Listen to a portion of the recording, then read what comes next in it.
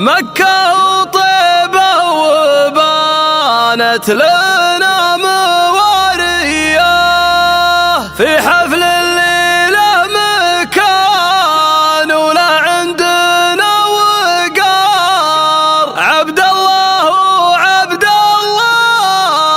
بالمجد وراعية. ألا يا هجوس غنوا واستجمع الأفكار بلي قصيد يضرب الراس طارية. هلا مرحبا بضيوفنا عد منه سار مكة وطيبة وبانت لنا موارية. أرحب باسم عبد الله اللي فعول أكبر وباسم الزياد متعبنا الكبارية. في حفل الليلة مكان ولا عندنا وقار.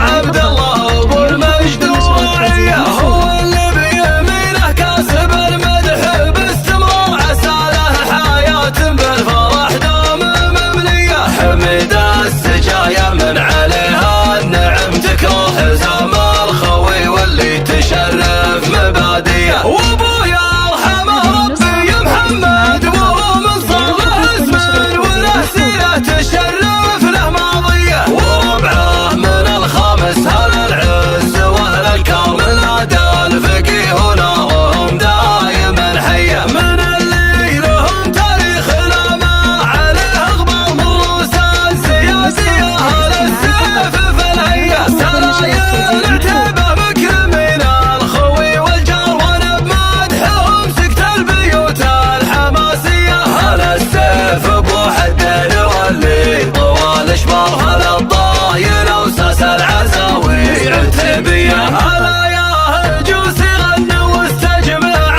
الافكار بلي قصيد يضرب الراس طاريه. هلا مرحبا بضيوفنا عد منه سار مكة وطيبة وبانت لنا موارية. ارحب باسم عبد الله اللي فعول اكبر وباسم الزياد متعبنا الكبارية. في حفل الليلة مكان ولا عندنا وقار. عبد الله ابو المجد وراعية هو اللي بيمينه كاسب المدح باستمرار. عسى له حياة بالفرح دام مملية. حمد السجايا من عليها النعم تكره زام الخوي واللي تشرف مباديه. وابويا ارحمه ربي محمد وهو من صالح اسمه وله سيرة تشرف له ماضيه. وربعه من الخامس هل العز واهل الكرم نادى الفقيه ونارهم دايما حيه. من اللي لهم تاريخ لا ما عليه غبار من رؤوس